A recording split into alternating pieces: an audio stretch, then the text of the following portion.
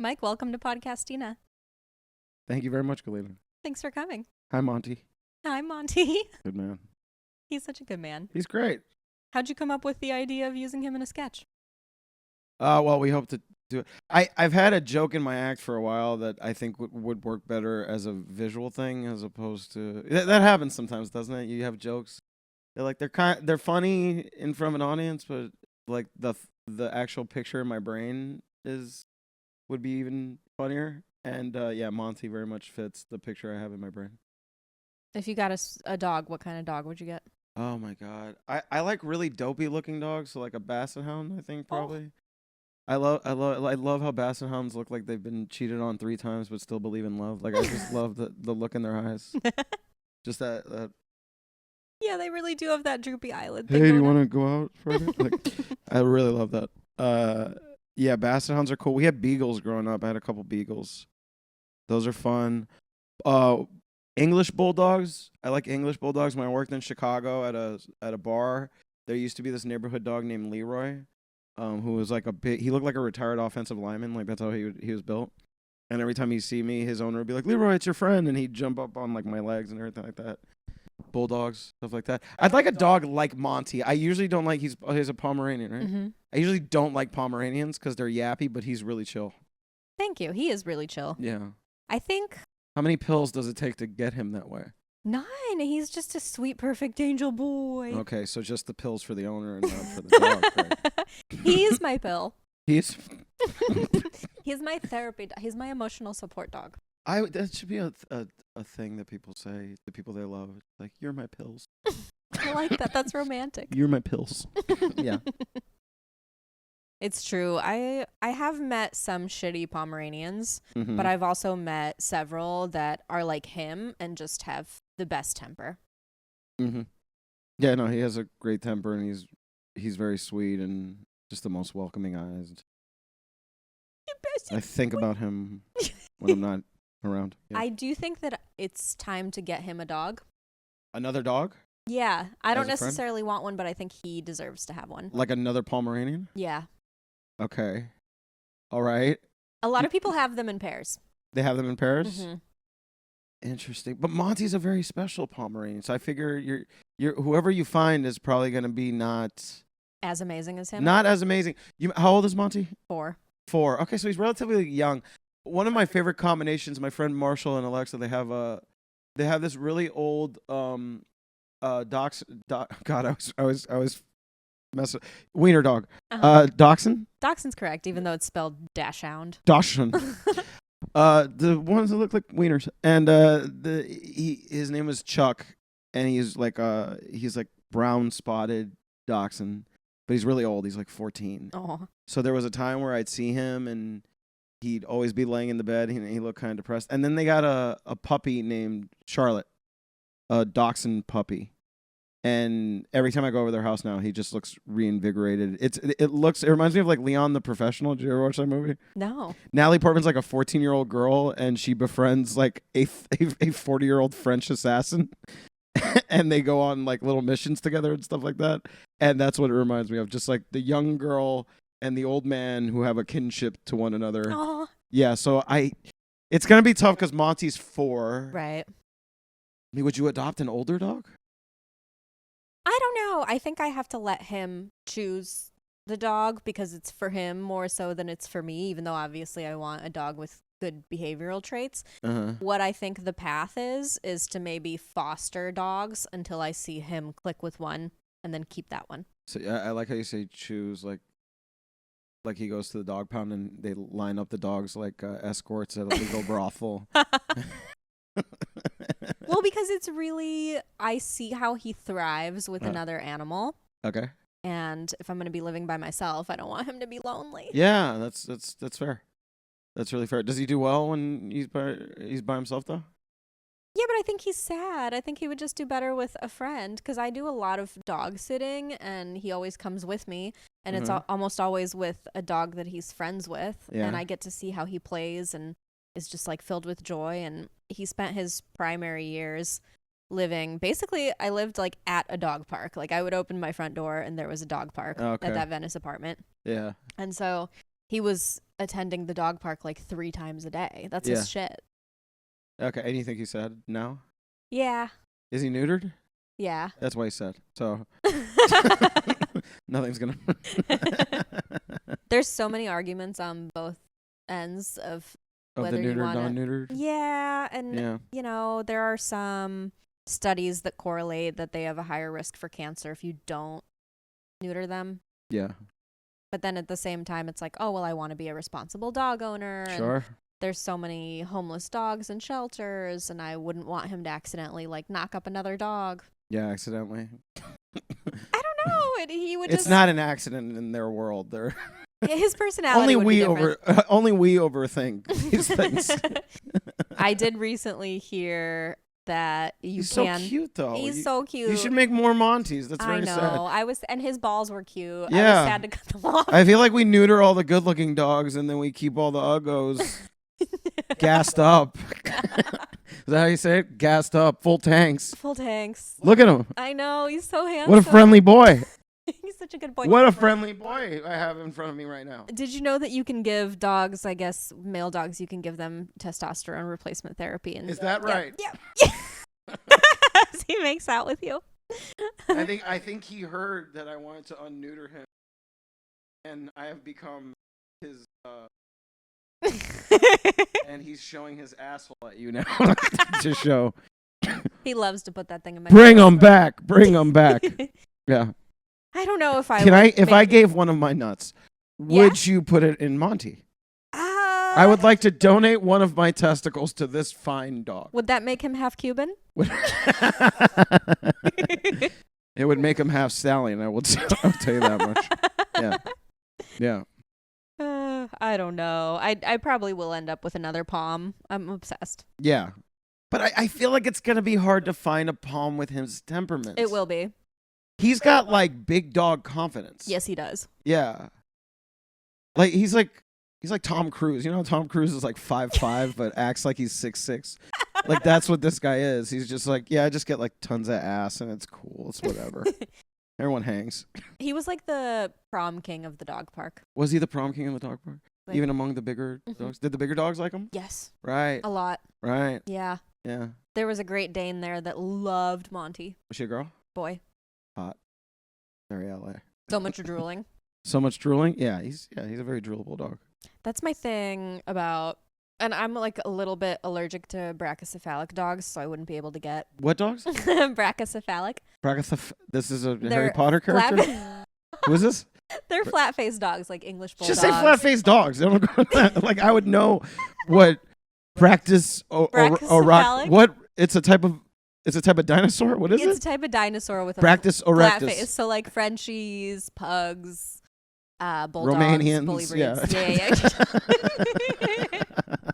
So I couldn't get one, although I love them. But then they're also really drooly, and I think that's part of what makes my allergy set off. Yeah, my uncle had a Pomeranian in New Jersey that constantly shed. Mm-hmm. Her name was Kiwi. Aww. And I love Kiwi. Kiwi's a good dog. But yeah, constantly shedding and very skittish around people. And Monty's just like not skittish around anybody. Not at all. He's such a brave boy. When I met him, so he is a Craigslist dog. I don't know if you knew that. No, he was selling ass on Craigslist. He was selling ass on. He was selling his testicles. Yeah, he was selling his. Yeah. I bought them and removed them. No, it was peak pandemic, and I had applied for 8 rescue dogs, and two people got back to me to tell me they weren't available. Yeah. And I just really, I had just lost my dog. I wanted to continue to be a dog mom. I didn't even set out to get a Pomeranian specifically. I just wanted a small travel size dog. Well, your last dog was a Pomeranian. She was part Pom, but Pom, I didn't get her because of her breed either. Yeah. And so he came up on Craigslist, and I made sure to text a few people my location. I was like, hey, if I end up missing a kidney, this is where I went. Because it was just some random house in Torrance or something. That's how these things work out. Yeah. And I came into the house, and I was like, why is there no puppy barking at an intruder? Mm-hmm. And he just like sprinted around the corner and ran right up to me and into my arms. And I was like, that's my dog. That's the winner. Yeah. Because I'd met a few at that point, and none of them had felt like they were the one for me except him. Oh, yeah. Is this most of your podcast, people just talking about your dog? It's a lot of it. It almost always starts like this. Monty Appreciation Hour. Yeah, but I think anybody that has a pet that has a close relationship with their pet, they get it. Yeah, I haven't had a pet since I've lived in Los Angeles. Like, I just don't have the bandwidth to like take care of them. I understand. I'm always out and about. It's like, a commitment. stuff. It is. It's a commitment. And if I had a boy like this, It's tough, Yeah. and I love whenever nothing's going on and I get to stay home with him. I'm thrilled. Yeah. Good man. I think part of my adaptation to how many needs he has and how much of my time it takes up is just because I had obviously my last dog, Mila, I had gotten when I was like 19. So I've only known dog owner life my whole adult life. So I kind of just was already used to it. And when after she passed, I was like, well, there goes a massive part of my routine that I'm really attached to. And it's so good for you to like go on walks no matter what, I have to go on 3 walks a day. It's so good for my mental health and my physical health. And the companionship is unbelievable. The dopamine, there's study after study that says people with dogs live longer. And, it's amazing for you. Where did you see this study? I don't know, but they're out there. They're out there? That's great. Wow, just one little question and your whole thing fell apart. No, it's There's true. studies. Where's the... well, yeah, you caught me, Senator. You get I was not oxytocin. expecting a follow-up question. You get oxytocin from them. I don't know. I always get weirded out because I think sometimes people put studies out there to kind of just reinforce things that are positive. Like, I always see this... Like, couples who nag each other end up together longer than other. I'm like, who conducted these studies? The people with naggy wives. Yeah, with naggy wives or anything like that. I don't know. I see a lot of people arguing that don't study. I don't know, or nagging each other or whatever. I always find those studies to be quite ridiculous. I'm not saying that they're untrue. Yeah. It seems that they're saying that they did a study that confirming something that is true for a lot of people, and everyone's like, that's clear that they took time to do that because that's true. You know what I mean? Yeah. I'm sure it was peer reviewed. Peer reviewed? I'm sure it was published. I think a that journal. person asked like 2 people next to them, and they're like, wow, 100% of people live longer with dogs. Yeah. Wait, since you told me that you've been watching Fast and I Furious, really don't want to. Okay. You don't want to get into it. This really with is me on my show. I love it. Really is your show. It's not about the guests because so far we've talked about your dog, and now we're getting into the Fast and the Furious franchise. You shouldn't have told me you were watching. I was watching it because it was funny because I thought for years that you ironically liked it. I thought you were making fun of people that like Fast and the Furious, and then I saw you were like you were waiting at home, like not bathing and just like in a pool of your own piss and shit, just waiting for Fast 9 to come out. And I was like, oh, she's like actually into it. This isn't a bit. And I've only seen 1 through 3 and 6, and then I just started 7 this morning because they're like free on Tubi. And I get it. I like that a franchise that is that diverse, like the cast is so diverse. It's a $4 billion like it's massive. Yeah, that's wonderful. I love stuff like that where it's not forced, just like everyone there is really good at what they do, and then universally people are like, yeah, we want more of this stuff. I couldn't think of another franchise that has that kind of mix of people and is that successful. Agreed. It really is like a utopian ideal that these different types of people could work together. Samoan cop, beach blonde hair, white guy, ludicrous. And you don't even know yet how many more. The amount of heavy-hitting Oscar-winning actors that like I don't know if Helen Mirren has come into the picture. No, yet. Helen Mirren has not come into. What is she? So in she's 8? in like 3 of them. She's in a few of them. Okay, so I'm guessing 7 through 10. Yeah. Is she in Hobbs and Shaw? I don't think so. You don't think so? I hated Hobbs and Shaw, and I only saw it once. You blocked it out of your mind. So I don't count it. Yeah, I like stuff like that. I like car stuff. The thing is that I really like the first one because I think the first one is like one of the best LA movies of all time. It's so weird that movies are made in this city, and I can't think of a lot of great ones in LA. Like Heat, The Long Goodbye is one of my favorite ones. I like how you're nodding along. I don't know. I've never heard of these even. Things. You're such a movie buff. I like movies. I like weird stuff that like I just like seeing stuff that I'm like, oh man, that's a very interesting, unique idea. So the weirder, like the better. I wish I could get into movies that way.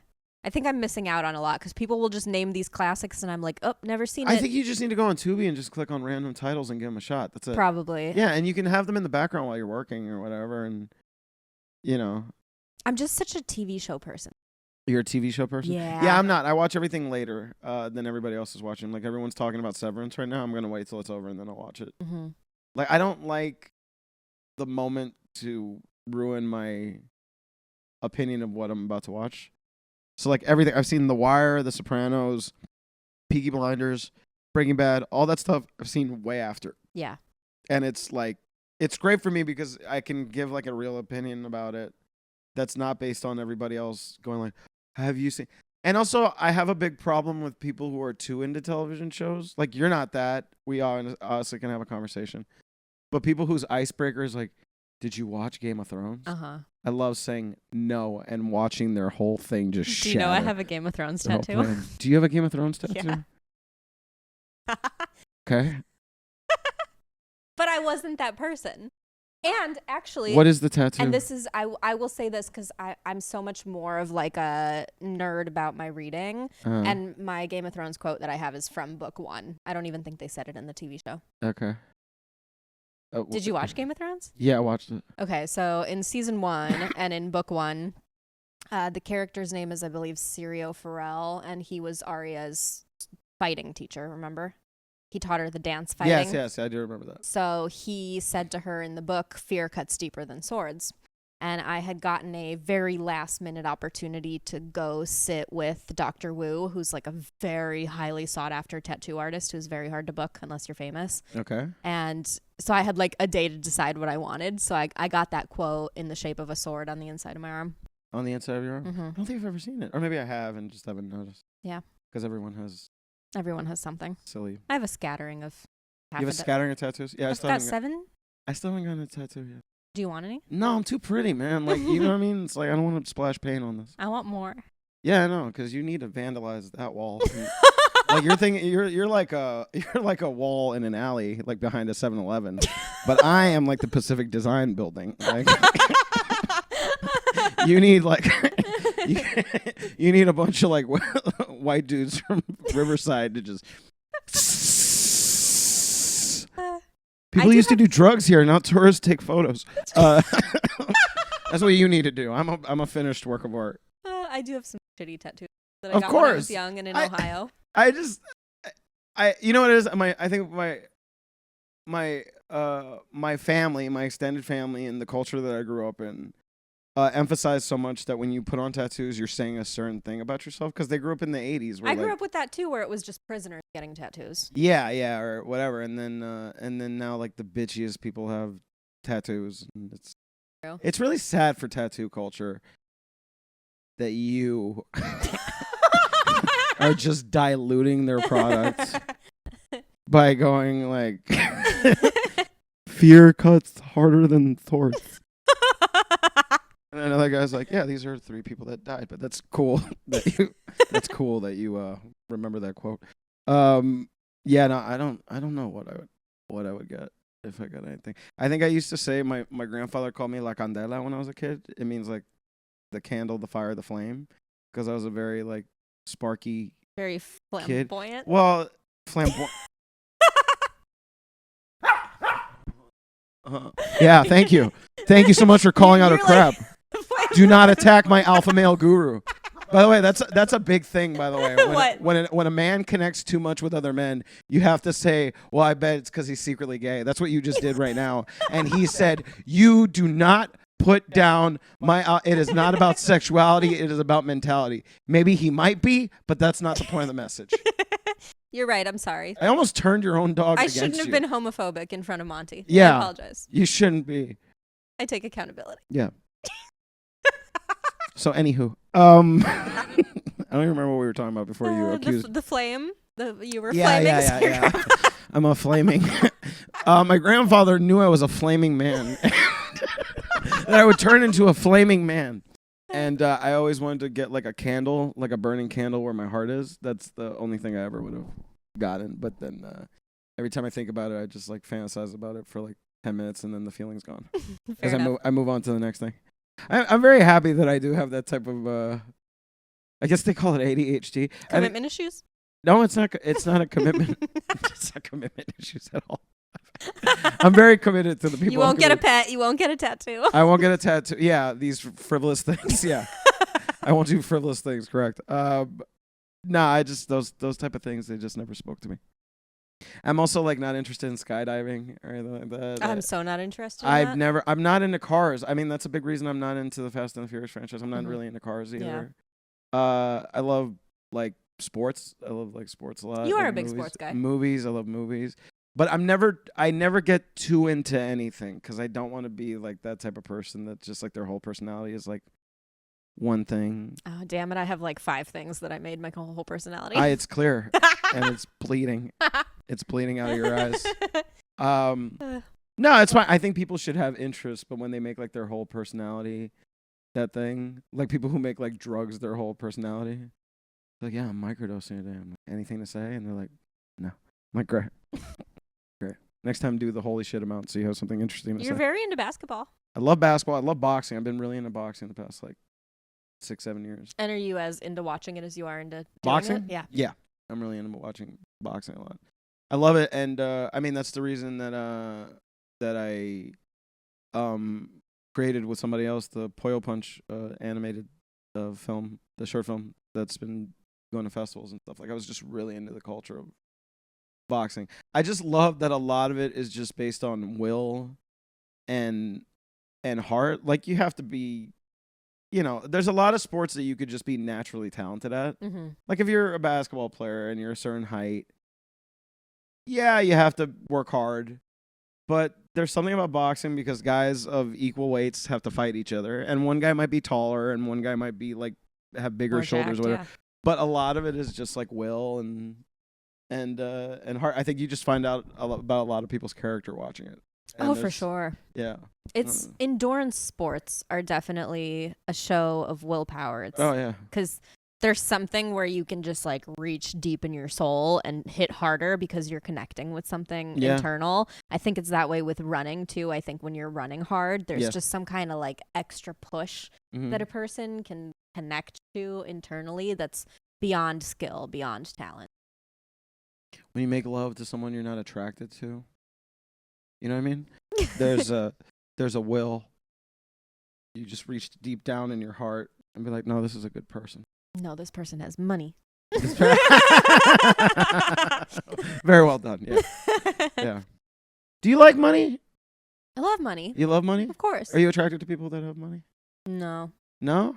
You can say it if you. Here's the thing, like I need people to be more upfront in modern society. I feel like people are not upfront, and that's why dating is as. Here's what I'll tell you: I do look for a partner now who is stable, and it's a plus if he makes more for sure. But if someone's making a lot of money, that's not going to be the only thing to draw me to them. What is stable to you, though? What does that mean? Like a person who's assured in themselves and stable financially means they are responsible with the resources that they do have. They like not in debt. Are capable, not in debt, responsible with their money, because you can have someone that makes a lot of money, but they're like addicted to fucking online gambling. Yeah, that's me. That's me. I'm very frugal and everything like that. It's really a shame I got to know you already. We could never date.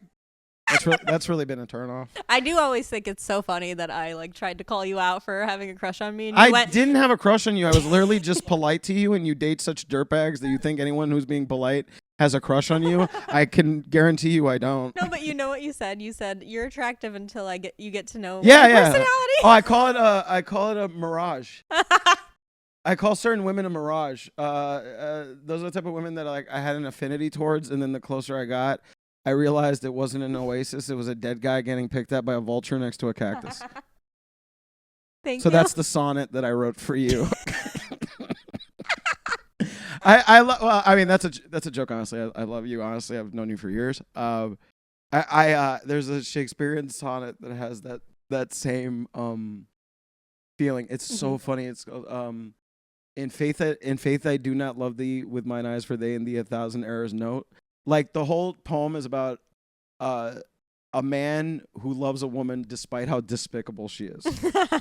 She's not particularly attractive. She's rude and everything like that, but he can't help but do it. And that kind of sentiment has always been very funny to me. Mhm, It's it never is. been good to feel that way, but Yeah. to be on the outside looking in or to pretend, it's one of the funniest things to see. Whenever you see somebody who is with a dirtbag, whether it be a woman or a man, and every time everyone's like, you should leave. And I'm like, I can't. It's like, is the sex good? And she goes, it's terrible. It's like, does he treat you well? He treats me like shit. And then it's like, well, just leave. And they're like, I can't. The idea of that is absolutely hilarious. I know it's probably rooted in a lot of dark shit, but if you don't think too much about it, it's really funny to look at. It's certainly a study in, I think, now that attachment theory is so prevalent in the lexicon, I think that that's a lot of it is attachment issues. I don't know. You're not into that. I'm not into the overthinking of anything. That's fair. I think too much, we live in a society where people overthink things and don't act anymore. Does it have to be overthinking, or can it be just figuring I out think it the could be why? I think it could be interesting to know, but I don't know. I don't know about attachment or anything like that. I don't think people know themselves that well until they're around other people. They don't. You need feedback Yeah, from an outside source. you need feedback, and I think a lot of the times it's just if you don't need somebody and you want them, that's a powerful thing. And and I think people have to get into the habit, as Monty's blocking me with his ass. He's blocking. I think in both cameras, he's blocking both Monty, of us. don't with his block. ass. Don't block me while I'm trying to give dating advice. I think that people need to get into a habit of not needing people and wanting people. Well, you're describing a secure attachment. A secure attachment, Correct. sure. But I think everyone should have a secure attachment. Yeah. They have to get themselves to that place. I know, but their parents fucked it up for them when they were young. Sure, and it takes a but lot at a to certain get out from under point, that. leave your mother alone.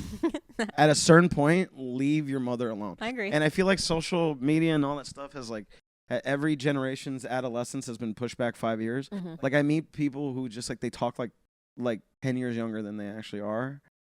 And it's like, you know, at a certain point, leave your mother alone, man. I know.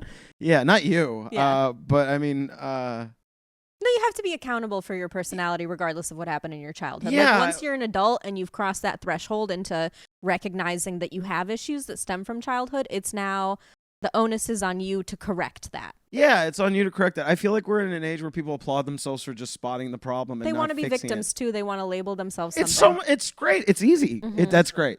That's great. And I hope just stay out of the way. Stay out of the way. Don't date people. Just stay out of the way. Just stay home.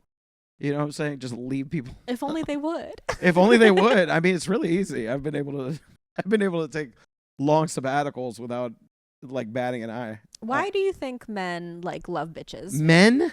Yeah. What men? I don't know. Well, that's a whole thing. There's No, even men. a book Hold called... up. Men like sex, Uh-huh. and bitches give sex. That's it. Okay. They're not. They are what they are. Mm-hmm. They are what they are. I don't think men like bitches. I think it's a fun thing to do for a while. Mm-hmm. But I think any man would tell you at his core, once he gets out of that immature point of his life, he wants someone that he's attracted to that's pleasant to be around. Yeah. You know what I mean? Like, I know it's a terrible thing to tell a woman you should smile more. You shouldn't smile more, but smile sometimes. Like sometimes. You know what I mean? Yeah. Like, I've never found that scolding, like when I used to go on dating apps, if a woman had not one picture where she was smiling, it was all like serious, like that, I was like, cool, I don't want to be around this person. I don't care. I do that with men too, but I also assume that if they have 0 smiling pictures, that they have shit teeth. Yeah, there you go. See? What is that angle, by the way, where it's like it's if you're the camera, Mm-hmm. it's like Yeah. and the camera just like, She's trying to be candid. is that like a stalker angle? Is that what the view of a stalker would be? I hadn't thought of it that way. Yeah, that's the way it looks. When people are just like, or they're looking at their own ass to see if it's still there or whatever. I find these things to be comical. I don't Mhm. find them to be sexy. Also, like, I don't know. There's weird stuff in society that's like accepted. Like every time like It's like the fact that people are just like plastic surgery is so normal now. It's too normal. You know what I mean? It's like, I don't know. Everyone's trying to look the same. I'm sure. Look, some plastic surgery, if it makes you feel better, whatever. But when we get into this like Ripley's Believe It or Not like type of thing, I'm just like, this isn't sexy. Like I remember I went to a strip club in Miami that I was taken to by 2 girls because they wanted to have the wings at the strip club. Oh my God. And I went in there, and the strippers were like, they were not sexy. They were just, the plastic surgery was so much so that they literally looked like deformed. Mm-hmm. And I was like, this is not hot. This is interesting. I do think you probably have a unique perspective on it because Miami is probably the plastic surgery capital of the world. It's certainly the BBL capital of the world. Sections of Miami, but those aren't the sections that I grew up in. I grew up around working working Cuban people. Like my parents were professionals and they had very successful careers, and then my friends who weren't from like as nice a part as me, like their parents were hardworking and everything like that. So I don't whatever that was is like as far away. That's like in Miami Beach, and that culturally is as far away from me as Los Angeles is geographically. Oh, okay. You know what I mean? Yeah. Like as far as growing up, it's just they're like subcultures. You can be in a place like this is what I love about Los Angeles. It's so big that there's so many different types of cultures. Every neighborhood really has its own personality here. Yeah, it's Every great. So you don't. It's always up for grabs. You don't know who actually runs anything at a certain point, and I love that. But I've always found that sort of culture to be, I don't know. It's not. There's nothing attractive to me about it. You know what I mean? But also I've never understood the status purposes of a relationship. I've never seen a person I'm with to be I've never understood that like some people think of the people that they're with as like a status symbol. Well, we're biologically inclined to pursue fame and pursue status and resources. Well, then I must have been kicked in the head by a mule when I was a kid, and thank God for that.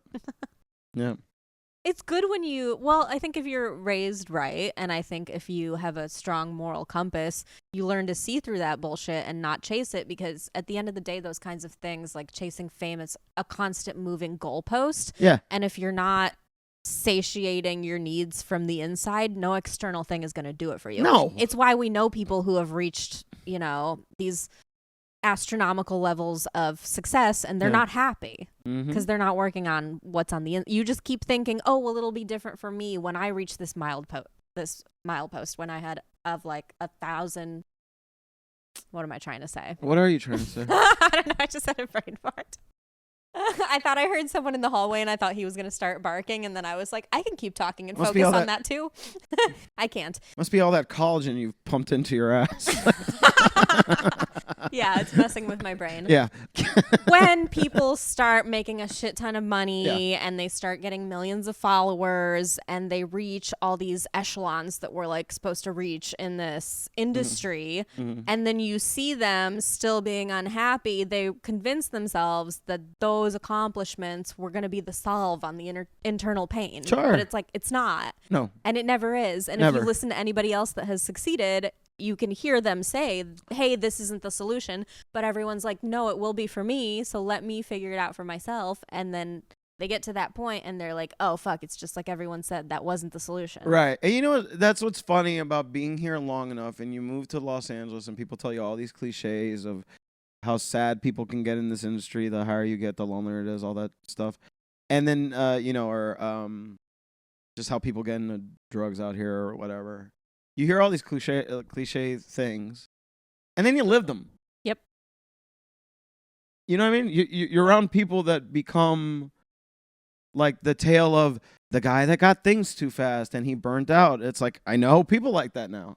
I know those things. Or the guy that fell for the wrong girl and his career was ruined and he was never the same as a person. I know that guy now too. Or the guy that got too successful, too quick, got into drugs, and now he's wandering the streets and anything like that. I know names that are attached to all those cliches now. Right.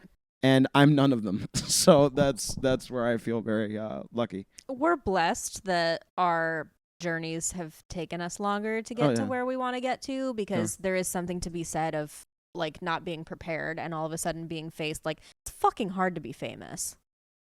You have to be mentally so strong. Well, that's the thing is that I think when I moved out here, I thought to myself, oh, I want to be famous. And then and then I thank God I fell in love with the act of doing stand-up.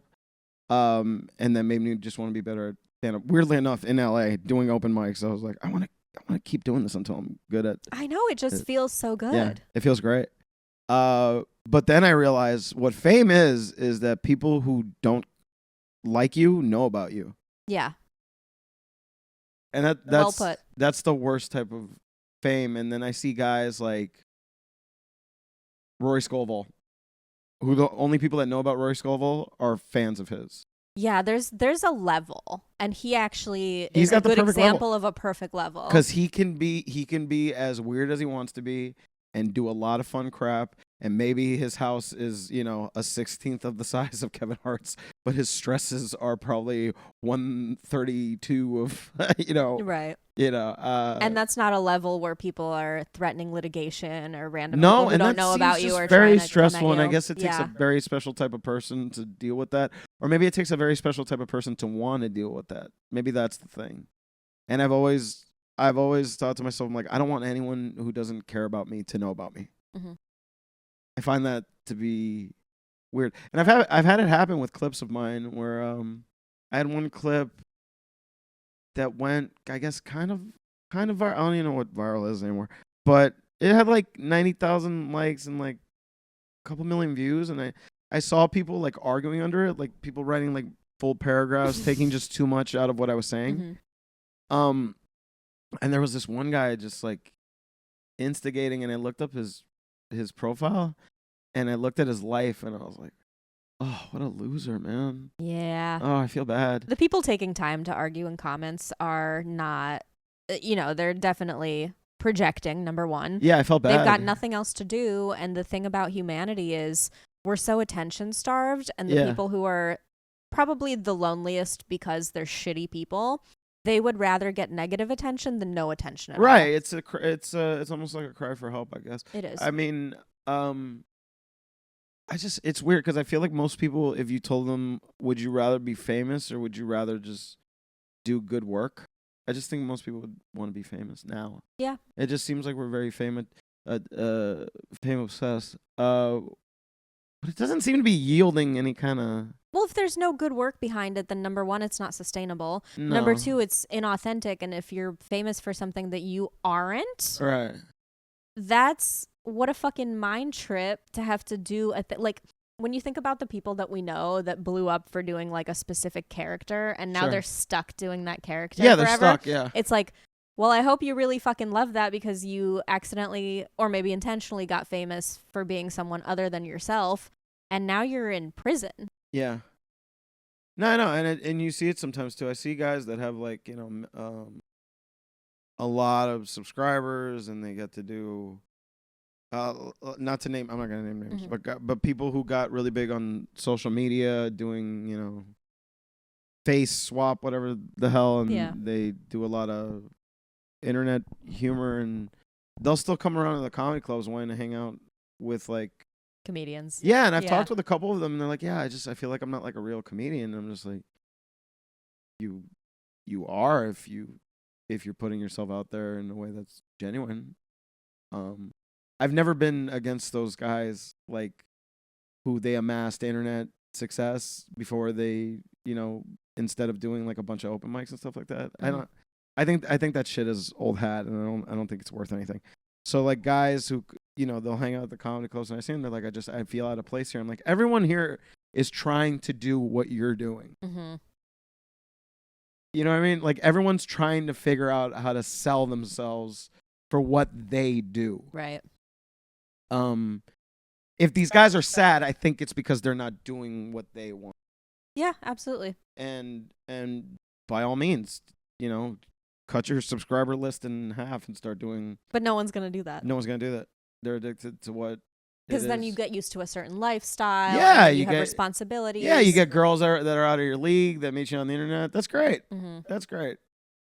That's great. I think all you can do if you're in that position is just try to find whatever authentic part of you can deal with putting out, and like making your work something that is sustainable and feels more real to you. Because you can't do something you're not passionate about for that. Like, you're gonna fucking burn out. You're gonna burn out, and I've always worked from a place of passion in anything in my life, which is why the current times that we live in, and especially this city now, been a bummer, man.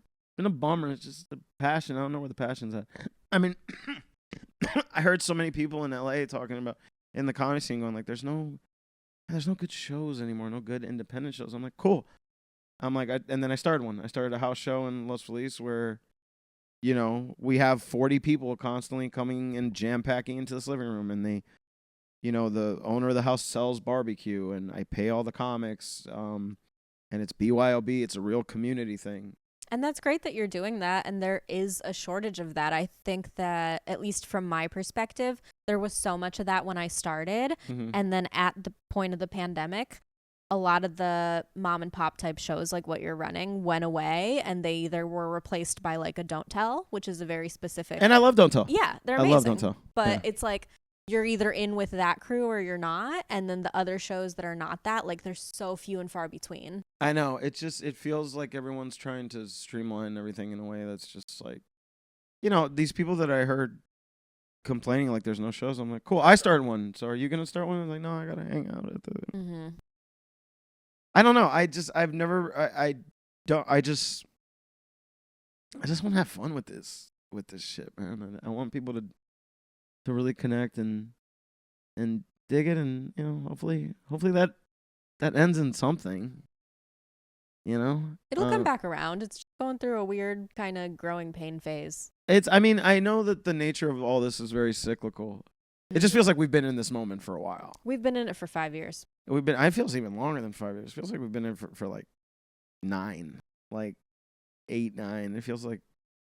Maybe it's me looking at it through the lens of my own trajectory, but I had such a good trajectory in my first 5 years, and then the pandemic hit, and I wasn't one of the people that was able to commandeer online fame, for whatever like, number one, I wasn't trying very hard. It's a skill set. Like, you really have to be obsessed with your phone to be able to do that. You have to post so much. You have to be a creator online all day, every day. And you have to put out a lot of crap. Yeah. Like, a lot of bad stuff. And I think I'm just like but maybe all that stuff is relative. And then it takes time, and I will say, like, I feel so much more in alignment with what I want to be doing with, like, doing this show. Yeah. Because I feel like this is a space where I'm completely myself with everybody that comes on and, like, sits here with me. Yeah. And so any success that comes from this show, I get to be like, oh, it came from me actually being myself. How great. Right. Yeah. I mean, that's what you hope. You hope that you hope that you cultivate something that's genuinely you, and people flock to it. But I think people have to be okay with the chance of failing. In anything. Anything worth I know, anything. Well, that goes back to what I'm saying, is that we're in a very risk aversion moment where people are just like scared to like really, and it's like, you know, you're gonna die, right? Like, you know what's gonna happen. You know, like, it doesn't matter. So like, you know, it doesn't matter. So you might as well like start brave. living. Yeah, I know. And it's just, I don't know what it is. It's fear cuts deeper than swords. That's why I got it tattooed on my body. Well, Everything comes full circle, guys. Everything comes. Oh, I always wanted to get like my debit card thing, the scanner on the back, like tattooed on my lower lip, because I'm always losing my credit card. so that when you go to buy something, like that. I mean, we're going towards. I have a tattoo in my inner lip. What do you got? It's my name in Russian. Your name in Russian? Mm-hmm. Paul? Galia. It does look like Paul.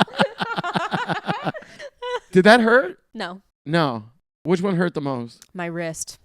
Your wrist? Because there's a lot of nerve endings in there? Because it's right on the bone, and it's so stupid because it's like a white ink tattoo, so you can't even fucking see it. I always forget that I even. I know, this is a bad decision. But it's like the thinnest skin right on bone, and it hurt so bad, and it was bleeding like a motherfucker. That sounds gnarly, man. That's yeah. gnarly stuff. Yeah, well, I'm glad you took a chance on it. Yeah. Are you, do you have any opinions on this American Pope? Chicago Pope? It's so funny to me that in the midst of the world thinking that America is degrading to a point of like just a failed empire, that's when we get an American Pope. No, it's cool. It's I don't know too much about the guy. I don't really keep up with news because something else is just gonna happen. I know the Pope died. He was the first Jesuit Pope in the history. Are you familiar with all that stuff? Not really. I know J.D. Vance killed him. Yeah, there you go. Allegedly. So you know all the soap opera stuff. Yeah. So there are orders of priests, like Benedictines and Franciscan, and they're all. Is that why they're all Francis? Is that why the name Francis keeps showing No, up? they traditionally there's been like Leo, Paul. I know Julius was a name for a little while. They use like a Rolodex of names that they all kind of switch out. So the Jesuits are like a really young order in relation to most of the other orders. They're like, God, I think they go back to the Middle Ages, which is young for the church. And they were kind of like the hippies of the priest orders because they believed in like philosophy and humanities. They didn't just lean on like, well, stop asking questions. Just have faith. And they're like, no, ask questions and also have faith. Because they very much thought, like I remember a Jesuit priest told me the best thing. He goes like, most things can be explained by science. The things that cannot be explained by science, that's faith. Oh, I love that. Yeah. Very, very, very logical way of thinking and not just leaning on just do it. They don't just do it, okay? So Pope Francis was the first Jesuit. And he was very controversial. Like he would say things like, people would ask him like, what do you think about gay people getting like married or having sex? And he's like, I really don't have time to think about that. I have hungry people to feed. Like he said stuff like that. Which is the correct thing to say. Yeah, it's the correct thing. And I think he did a pretty good job for what he was. I personally don't look to the Vatican to direct my life. I think some people need that. Yeah, that's how I feel about organized religion. That's what's fun about LA is that I went to this non-denominational like church. Was it? You know what? Let's cut this part out. Let's cut this part out. It was that. Maybe we could cut out their name. I'll cut that out. Yeah. Maybe we could cut out their name. But what's funny to me about places like that in LA, you very much get the drift of people got way too into the lifestyle of Los Angeles and hit rock bottom because of fame, whatever they were obsessed over. And then they had to like counteract. And now they're like Jesus people. Yeah. And they love throwing Jesus at you. Just like, well, since I've followed Jesus. I think some people constantly need some sort of ideals to be attached to. Mm-hmm. And that's always very interesting to me. I've never really needed that guidance. I feel like lucky that I've never had to attach myself to groups. I also just don't like groups. Yeah. I don't trust groups. I get that. That's the weird thing about comedy is that it's a very solo endeavor, but yet people still want to be in groups and, and Wu-Tang up. And I was like, I like you guys. I love seeing you, but I'm not part of a group of people. Like I do this on my own. You know what it is? I think if you watch like those old westerns with like the desperado that goes from town to town, like that's I've always wanted to be that guy. Yeah. Like the guy that the camera's constantly behind his back and you never see his face. I like that. I like that idea as a person. I like that. I have leaned very heavily into spiritual beliefs and believing in a higher power, but not in accordance to any kind of group. No group. That's the thing. I think the problem is with groups, I think if once you disagree with one thing, it's like you disagree with everything. Mm-hmm. You know what I mean? It's the problem with politics, too. It's the problem with everything. Mm-hmm. Everything is so like, well, if you don't check all these boxes, then you're against us or whatever. And I just think that's very simplistic thinking. That's not... It's rooted more in fear than it is anything else. I always find that just weird when people who I knew to be degenerate, like whatever, they're now the most pious people in the world, and they try to put it on me, just like, you really should. I'm like, I shouldn't, because I didn't do dumb shit like you. And I don't need that. And I'm not saying that like people who believe in stuff are wrong. Mm-hmm. Whatever leads to you not hurting other people, by all means, do that. Yeah, there it is. By all means. Mm-hmm. I guess at my core, I'm a secular humanist. I think that's the way I was raised. My parents really didn't like adhere to any sort of religion. Like my mom sent me to a Jesuit school, but that was for the education. We've always been secular humanists. Like whatever, like just minimize the damage you do on other people. Mm-hmm. And there's sometimes you're gonna hurt people without meaning to. Say sorry and move on. Yeah. That's it. That's it. And I really think that's such an easy idea, but I think it is, but the execution. The execution of it. Again, the idea that we're in an age where people are like, I recognize the problem and I'm going to do nothing about it, but you should clap because I know the problem at least. Yeah. Yeah. Oh, I'm going to be an asshole to you because I'm autistic. And Yeah. not diagnosed. Yeah, it's like the engine is overheated. It's like, are you gonna fix it? No, I'm not fixing it. But get in the car with me. Yeah. It's absolute insanity. I don't know what it is. It's like I don't know what that comes from. I don't know what that idea is. It's an external locus of control. I guess, and I don't know. People are just obsessed with themselves. They're obsessed with themselves. And not to go back on what you're saying and call everyone a narcissist because that word gets thrown around way too much. But it is a spectrum and there's narcissistic qualities in people. But I think it's so much easier to blame outside things. Again, it's like the fame and the happiness argument, but just on the side of being like a shitty person.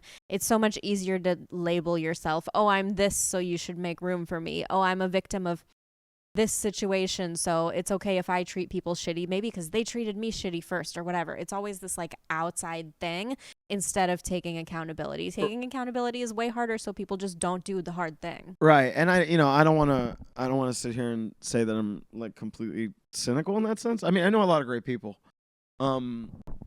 I just don't get to see them enough. That's the problem. I don't get to see enough. Well, because the bad ones stick out more because they come in and they make your life harder, so it's easier to notice that than it is to notice the people who are constantly not. It's like, in a sea of gray, you're gonna notice the one spot of purple. Sure. Well, it's almost like that comedian thing of like there can be a room of like 200 people and 199 are laughing, but that one prick who's just like this, arms crossed. That's the one that sticks out. You're right, and I just caught myself being that. That's not cool. You're a good person, Monty. Monty! No. Monty left because he doesn't. Was I Monty the whole time? No, here's the thing. Is Monty my Tyler Durden? I read this book last year called 5 Types of People Who Will Ruin Your Life. So you listened to it in your car on a trip? No, I read it. I do listen. Here's my split. So I do listen to a ton of audiobooks. I don't read books. You shouldn't even care. You shouldn't even care. Yeah, go ahead. No, but I do read books, so I have to be obnoxious and make sure that people know that I read books because otherwise, what's the point? Gotcha. If not to brag about it. But I'll read like 2 books a month and then listen to like 2 books a month. And so Monty's calling bullshit. And a lot of times, whatever, we're getting off topic here. The book, 5 Types of People That Can Ruin Your Life. Yeah. It talks about that these actually like really diagnosable personality types, like the actual narcissists, the actual bipolars and people who are histrionic and all that. It's roughly 5 to 10% of the population. But the problem is when you come across someone like that who has psychopathy or something, they make so many people miserable and they do it with such efficacy that you can't help but see it. And all of a sudden, if like 50 good people are in your life, but one person is suing you, trying to destroy you, blah, blah, blah. Like that's all you can really focus on. So it seems like people are terrible because it's like the one asshole is just making things so terrible and they're doing that to everybody they come across. Yeah. Yeah. It's just more noticeable.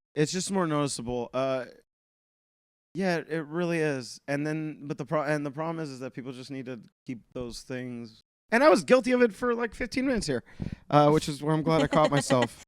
Yeah, it's like when I hear like big statements, like what's that statement of when a woman says like I date like a man or I have sex like a man, and I'm like, which men are you talking about? Because good follow-up question. I haven't been a saint in my stuff. I've had a really great time. And I was talking to a friend of mine about that, and he goes, "Man, you've You've really lived you're not going to have a midlife crisis, that's for sure. And I'm like, yeah. And they go, wow, you've had like a lot of fun. I'm like, yeah, but I've had it because I didn't have the concrete thing that I'm looking for. It's just something I did in the meantime. It's not anything I did in spite of, or like I think everyone would actually really love those kind of connections. I think that's so common with men. I think that there's placeholders. I think most men don't want to do all that stuff. They just do it. Yeah, they just are looking for something more authentic, and until they're until they're ready. Everyone is going to be someone that's in some way mistreated until you're actually ready for a serious relationship. Number two, it's like, well, you're not finding it, so you want like a placeholder because you yearn for companionship, and you're trying to maybe figure out if that person is that. Right. And you don't realize that they're not until you realize it, right? Like that takes time. Yeah, it's just the thing is now I've turned the other way. I remember like my brother was in like a band in high school. And then I was going to like the all boy prep school, and I was really into sports and stuff. And my mom said to us, my brother works at the University of Miami now. And he was like, he moved out with me out here to LA because he wanted to be a writer and an actor, and it took him a couple years to be like, this just isn't for me. Not it, yeah. He's very much like a forward thinker that way. He knows it's not for me, and he's not gonna like just hang around based off some weird idea he had one time. And my mom told me, because he was in like a relationship at the time that was going to, like, we thought it was like gonna possibly head towards marriage. And my mom sat us down. We were at dinner, and she goes, "Man, had you told me when you guys were like teenagers that Danny would be the one who might be on the cusp of getting married, and you were the artist that was by himself constantly, I would have thought it would have been flipped." Because that's what I wanted when I was younger. I really wanted all those things. And then, unfortunately, just through experience, it just doesn't. I'm very happy with all the experiences that I've had, but now I'm just like, I really don't care if it ever happens. Which I think I think it's a good place to be in from a peace standpoint. It is. Yeah, I agree. I feel that way too. Like, I want to be married. I want a family, but I would rather be alone than be with the wrong person. So I'm not going to force it because then I value my peace more than I value going out and just kind of forcing like a square in a round hole. It's that. It's also, I think, have you just gotten bored with people? It's not that I'm bored. It's that I so specifically know what I want, and I can tell very quickly when something is not it. And as opposed to when I was younger and I would just like catch a vibe or let like I would let the physical connection overtake me, and then I would like justify certain behaviors, and I would be like, no, I can fix him, right? Like every woman has an era of I can fix him. I think men have that too with women. Yeah. And so I was just in that mostly, and I didn't know what I didn't know. And as I kept dating and being with people and being like, no, I can kind of work with this. I kept being like, I can work with this. This is, and then I'd get out of it and in retrospect be like, this man was not trying to fucking get to know me at all. He was not asking me the types of questions that my husband would actually ask me. He was not showing up as the type of person that I would want to marry, that is trustworthy enough to have a fucking family with. Like, I just have never dated someone like that who's treated me like that. I didn't know then. I know now. And so now I'm like relentlessly picky. I'm just bored. I'm really bored. Like, I meet people now and I'm bored. Like, and also I'm not really drinking anymore. That's part of it. I got bored with dating and drinking. I got bored with them. Nothing happened. Nothing debilitating happened, or I think if you're doing things correctly in life, you just get bored of them. You know what I mean? I think because so many people are addicted to chaos. Yeah, and it was entertaining for a while, and now it's just like boring. Like I just realized that the times where I had the most personal drama in my life, I actually had the least going on, like in a grander sense in my life. I had less going on, and I had to what I call the Dawson's Creekification of one's existence. Where those Say little, more. Yeah, you know what I mean? Where it's like the little, or the Riverdale-ification for younger people. Just like you have to make things bigger than they are because your life actually is very mundane. and it's all about the strife of your relationships that make you feel alive. And now I'm just completely bored by those things. Yeah. Yeah, dude. That's good, because that means you're not engaging in things that are toxic. No. Because toxic is not boring. Toxic in the morning. It's very fun. It's very chemically driven. You get the dopamine hits. You get the pull away, the excitement, the stress. A lot of great art comes from that. Yeah, totally. Comes from longing, unrequited feelings, limerence, devastation. That's what a lot of great art comes from. But I feel like you never make them in those moments. You make them after you're not in it anymore. Yeah, 1,000%. Yeah. It's good to look back on these things without emotion. I've been trying to work on a joke recently where I'm old enough, not to run bits, but where I'm old. I don't know if this is a good joke or just an interesting thought. Where I'm not old, but I'm old enough to know that time heals all. Yeah. I'm old enough to know it's like, yeah, time heals all because I've lived time.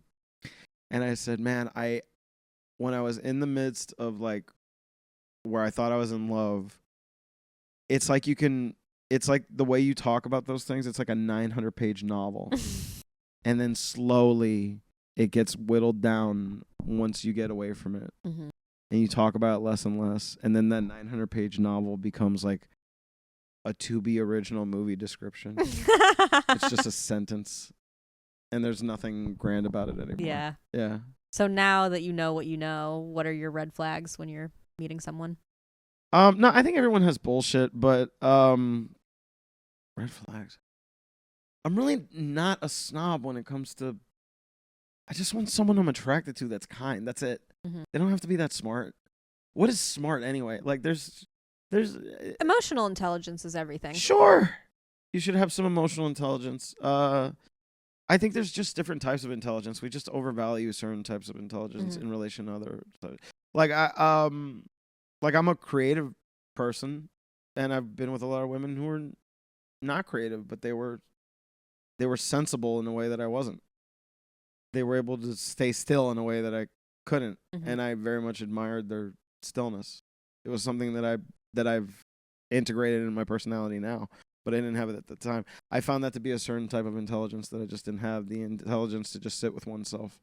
And I think that can be just as valuable as being creative. Oh, for sure. Yeah. Red flags. As much as we like to say people can overcome their circumstances, people who aren't from good families, like, no more. Like, I just can't. Unless it takes a special kind of person to get over that. But, like, people who, like, if I hear a person lambasting their mom or their dad, I'm just like, I'm out. Because I know this person just, like, once Christmas rolls around and I have to go home with them. Yeah. Like, That's fair. Because I've learned that even though that you don't hold it against them, I've noticed that a lot of people, at least not a lot of people, the people that I've met have held it against me. Mm-hmm. Like, well, you have both parents and everything like that. And like, well, you don't, and I'm still here with you. Yeah. I didn't know that mattered. That shit matters after a while. It does matter. That matters. It especially matters if you want to have a family. If you want to have a family. Yeah. People who can't have fun without drinking alcohol. Oh, such a great one. I can't date drunks. Can't. Huge, massive deal breaker. No. I've never been a drug person. I don't like people that do drugs. Any kind of drugs, I'm not with that. What else? Yeah, I don't know. Well, those are really good ones. I just want someone, and I've noticed when I've been convinced the most of lasting love is when 3 hours feels like 10 minutes. Mm-hmm. Just that. I like that. Just someone who makes me present. Yeah. I think that's what we're all looking for. Just people who make us present, don't make us think too much about when am I enough and all that stuff. Just to sit with oneself in the presence of someone who's being comfortable with someone when you're not talking. Yeah, that's it. And all that stuff is really simple, but it's really hard. It's really hard to find. It's very hard to find, especially now. Again, people are just overcomplicating everything. Yeah. Get over yourselves. Get over yourself, man. It's so weird. What do you think of the incel red pill community? It's a religion of a different variety. Mm. Yeah. I can understand it. There was a point where I was late to the party, and I was a late bloomer. So I was late to a lot of parties, and the kind of aggression that I felt and the kind of fury and anger and insecurity I felt at that time when everyone around me seemed to be cultivating and consummating relationships at a rate that I was not. It fills you with a lot of stuff, a lot of rage, and that's why Eminem has made so much money. I'm sure he has no problem getting laid. I know, but I always said that like pro wrestling and Eminem are two things I really loved before I got laid. It's a joke. No, but it's so. It's a joke. You just touched on something. If you're so a wrestling real. fan out there, go pile drive yourself. Shut up. I get it because they want to be attached. Involuntary celibate. It's such a mean term, by the way. I don't believe in it. You don't believe in it? I mean, I believe those people exist. Uh-huh. I don't believe involuntary is part of the equation because I think having a terrible personality is 1,000% voluntary. Yeah. I think if you just decided to be kind, that would open so many doors for you relationally, because I know women that have dated the ugliest fucking men. Like, you would not believe how ugly they are, but they're kind and they're sweet and they listen. And so if you're just going to double down on, well, women are terrible, like, fuck all women, it's like, well, now you're definitely not going to get it's like the women that say, like, I date like men. It's like, well, what men are you talking about? Well, like, I hate all women. And it's like, well, what women are you talking about specifically? And the weird thing is when I see these red pill, like, type of channels I've perused, they talk a lot about OnlyFans girls and Instagram models and stuff and their hatred of them. And it's like, just go find a normal, nice girl. It's like, why are you talking? It's like, why are you so obsessed with these women if you don't like them? Yep. Because you want them and you think you're entitled to them. Yep. And if you want them, then there's a way to get them. Mm-hmm. There is a way. Be resourceful. Be resourceful. Or connect with them on a level that maybe other people just don't connect with them. I'm not gonna sit here and say that all these Instagrammy girls like are the same and they're vapid and they're vain and all they want is money. Some of them I'm sure do, and by all means, if you're that way, just be out here with it. Yeah. I am fine. Mike Menendez is pro ho. I am pro ho, but have it out here. Yeah. Put it out here and don't ask for any sympathy later. That's all I care about. I am pro ho. Pro women out there that just want money, get it, but don't be crying on a podcast later. It's like, I was wrong. Or like, you go solve it on your own. Mm-hmm. No more, like, I am pro whatever it is your thing is. Just be out here about it and deal with the consequences of it on your own. Right. That's it. Don't overcorrect and then be all of a sudden like people that were in the porn industry that all of a sudden they're like devout Christians and they look down upon, I think that's a weird profession to be in. I don't think it's just a weird industry to be in, but people consensually are in that industry and that's fine. But again, these incel and red pill people, they're just like, well, Sydney Sweeney doesn't want to sleep with me, so obviously she's a bitch. Like, she doesn't like mechanics from Corpus Christi, so she's clearly a C word. It's like, dude, just find a nice lady in Corpus Christi. Stop. I know, that's the solution. I know, but that's the problem. They can't do it because they've been fed too much through pornography. Yeah. They've been fed too much through the algorithm that you watch one Andrew Tate video and that's all you're gonna get. Well, it's like the show Entourage. Like, I was a fan of another show I was a huge fan of before I had sex. Like, you see in Entourage, they go to Earth Cafe and there's times where they're walking on the Sunset Strip and everybody on the Sunset Strip in an episode of Entourage looks amazing and is happy. Do you actually see that when you walk through the Sunset Strip in Los Angeles? You do not. No, you do not.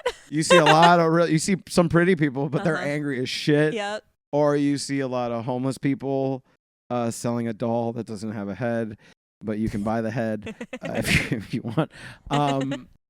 You see like a lot. Just there's a lot of broken people because that's normal. But an episode of Entourage makes you think that everybody that walks the Sunset Strip is a 10 and is very happy with their life. And not to say that there's a lot of pretty people that I see that love their life. That's great. I like that. I like when I see a tall, pretty person and they're happy. Because if they're sad, then holy shit, what do the rest of us really have to look for? But yeah, it's just I think men have just been fed a lot of bullshit, but women have been fed the same type of bullshit too. Of course. Mean, they have their the patriarchy hurts men and women alike. Yeah, it's just I think the problem is that we don't know how to disseminate between fantasy and reality. Like what I like about like my creativity, I'm very much like, dude, this shit is fiction. It's not real. Like there's jokes that I say on stage and I'm like, I don't believe what I'm saying. It's just funny. And I think the thing is a lot of people are melting their fantasies into their real personality. That's a huge problem. I listened to this book called Of course you did. Yeah. Yeah. It was called Why Men Hate Women. And Yeah. it was all about the incel movement. Yeah. And one of the saddest yet ironically funniest parts of the book was that there's all these sub-communities within the incels where they call them like, if it's a black guy, it's a blincel. I'm not kidding. This is blincel. Yeah. If it's an incel that goes to the gym, he's a gym cell. Oh, okay. They have all these weird subcategories where it's like, you're effectively saying that the people in your community, like, fuck the ones who are trying to work on themselves and get better. They're still, like, stop hanging out with or listening to. How long is it? How long is the book? I don't know, maybe 300 pages. 300 pages, great. In the time that guy took to write that, he could have had sex with a like woman wrote it. Oh, okay. Yeah. She could have had. Well, she was like infiltrating these groups and going to their meetups to try to figure out why they are how they are. Is there any way to like save them? What's the problem? How do guys get indoctrinated into this shit in the first place? No, there's no saving. It's just a bunch of people just need to like run out the clock. They need to get bored with the ideas. Yeah, they need to get bored with the ideas and they need to like stop listening to shitty people. Or something terrible has to happen. Yeah. Unfortunately, that's the only way it goes. Either something traumatic happens or you just get bored with it and then you move on. It's time. Time eventually. Time heals all wounds. Yeah, man. I mean, I've seen a lot of guys that like I've never been the person to better myself because of a woman. I don't, I'm not saying that that's a thing, but I've seen a lot of men that they meet the right woman and all of a sudden, like, all the ideals that they had before about what women were are changed by one person. Some people need that. I come from a family of a very strong, intelligent women. Both my grandmothers had to escape the Castro regime in Cuba, so they were very resourceful. So they really don't have time to mince words.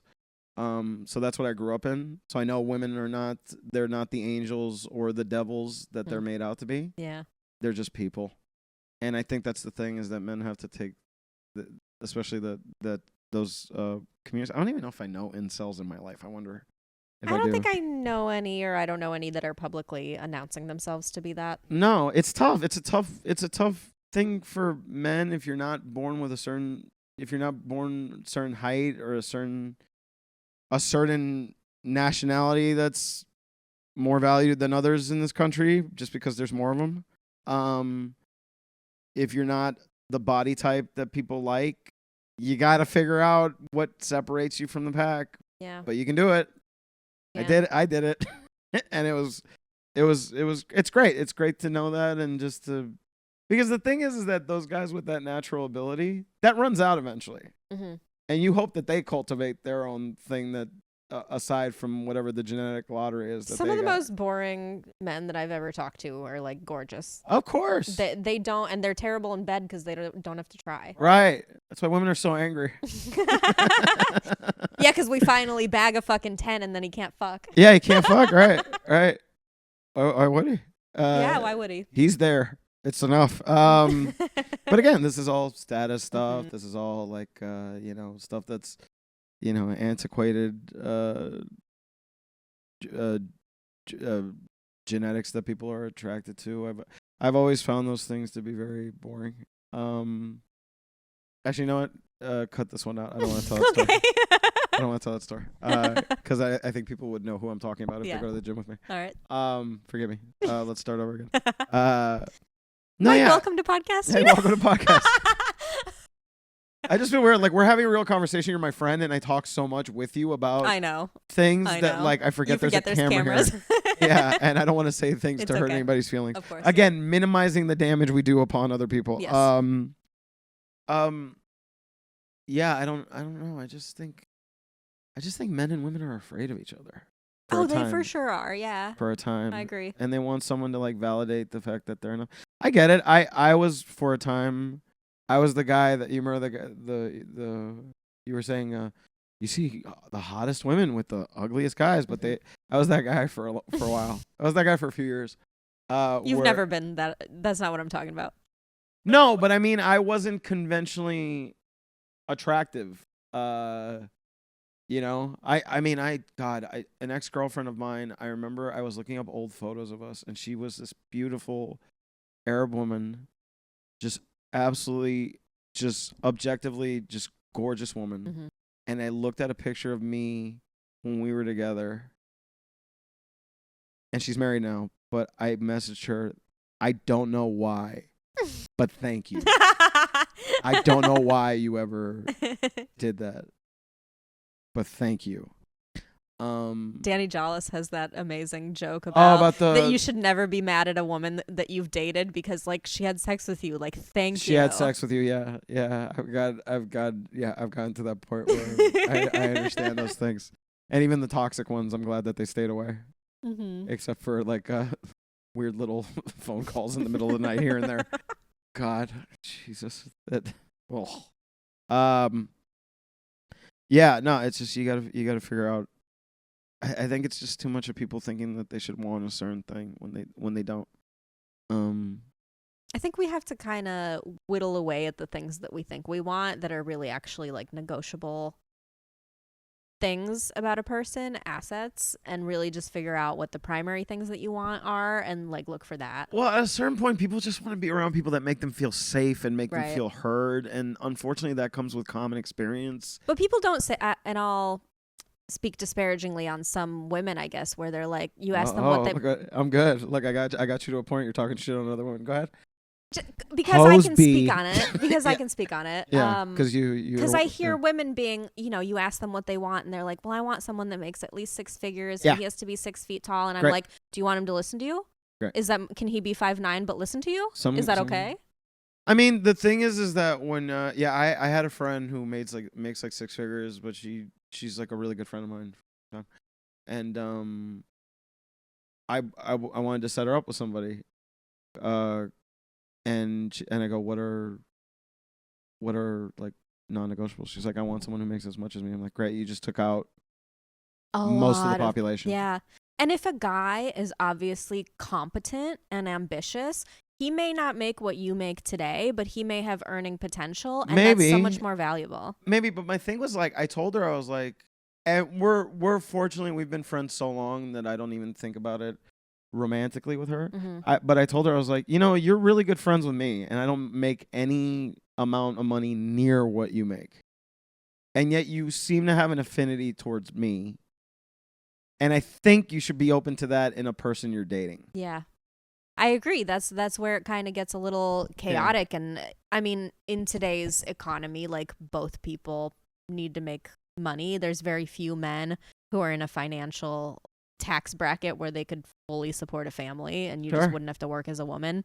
And to some extent, I'm like, well, women, if they don't want to give up their jobs, they should never have to. Like, no, they shouldn't have to. I'm not saying trad life. No, is and if you want to, and again, if you want to, my thing is that I get it. If you have a lot of money, you want to do things with a lot of money, then do things with a lot of money, but it's on your dime. What's the issue? What's the issue with now? You're the person with the money now. Like, just be with a guy who doesn't make as much and who's secure in himself. I don't think it should be a deal breaker. I think that's what we're both getting at. Look, it's fine if it is. If you're obsessed with money or whatever, some people are just obsessed with it. Yeah. It's fine. I'm not gonna sit here and say I'm not a child. I'm not gonna, like, look at another person and be like, you shouldn't be into. No, go ahead. If you're into money, you're into money. But understand that you're limiting yourself. Yes. By being this thing. Like, it's funny because this is how sick Los Angeles is. I remember someone was asking me, like, what do you want? And I said, I just want someone who's attractive and kind. And they go, man, that's asking a lot. I'm like, what the? Like, what's the matter with you? Like, I didn't ask for Kaya Gerber, but she's into Matchbox cars. I didn't say that. I'm someone who I'm attracted to that's kind. Mm-hmm. And just the very simple thought of that's just beyond people. Yeah. Yeah. It's Oh my goodness. Well, final thoughts? We've been all over the map today. We've been all over the map. I love it. Please edit out the shit that I told you. I will. Because again, this is the problem. It's like knowing Oprah. And you reveal a bunch of stuff. Just like, remember when I banged that guy in Tijuana? Oh my God, we're on a podcast. I thought we were talking as friends. Where is Monty? Monty, where you at, dog? Monty, there he is. Come here, buddy. He wanted to lay on the cold tile. Oh, is he not coming over? Okay. He's not coming. Any final thoughts? I know people are like in a space where they're very pessimistic about things. Just don't do anything stupid, and people will get bored. That's my final thought. Don't do anything stupid because time will eventually make things boring. And family. Shut up. Shut up now. What car would you want from the Fast and the Furious The franchise? Orange Supra. Duh. Is that Paul Walker's? Of course. Is it which movie was that from? 1. That's from 1. I think the only car I've ever really liked in a movie, I don't know why, because I don't think it's a great movie, but when I saw it, I guess it meant a lot to me. Gone in 60 Seconds with Nicolas Cage. Mm-hmm. Have you seen that movie? The actor of our generation. I actually can't stand Nicolas Cage in most things. Kidding. He's terrible. He's just no, I know. He's a nepo baby. Oh, he's part of the Coppola family. Mm-hmm. Yeah, sure, Yeah. whatever. You know what? Here's the thing. Any of you who are against people with famous connections, just know most people who are related to famous people are useless. And the fact that you can find some useful ones, like Nicolas Cage. Uh-huh. Nicolas Cage is a very useful relative of famous people. There's a lot of useless... we've met... Yeah, we've met them. People are in line with us at open mics. Just like, man, you really suck if you can't get past this. Yeah, I would... he drives a car there that he calls Eleanor, Mm-hmm. and because it's about and not to go too over the podcast, but you could put this in the part that you edited out. They have to steal like 50 cars in a night, or like this mafia guy's gonna kill them. So stupid. But the one, his like crown jewel that he's afraid to drive because he got into a bad accident years ago. Similar storyline to Vin Diesel and his car. His it's not a Camaro, it's a Challenger. Oh, the one that's in the garage. Yeah. I've never driven it. You know, stick shift easy, emotions not so much. It was a Mustang Shelby GT500. What a great car. Yeah, that's the only car I've ever looked at, and I'm not a car person. I'm like, that looks cool. There's so many of those Shelby kits around, and it's like at least hard for me to identify a real one, but man, is that a gorgeous car. Yeah, I think Steve McQueen drives the same kind of car in this movie called Bullet that I saw recently, and people out there are like, you just saw Bullet? I'm like, yeah, I just saw Bullet. So, Well, we're ending on a movie rec. We're ending on a movie rec. Mike Bullet, Menendez. Steve McQueen. Where can Galina, people Rivina. find you? They can find me at Mike the Menendez on Instagram. I'm not really on TikTok. I find that. Yeah. I think I'm too old to be on there. But at Mike the Menendez on Instagram, and Please plug your short. Oh, Pollo Punch. Yeah, we're doing festivals right now. It'll be released sometime this year, wide, and I'd love to come on again and talk about just that as opposed to your dog and the Fast and the Furious. Absolutely. You're welcome back whenever you want. Thank you, Galina. Thanks for doing the show. And thank you everybody for listening. Bye.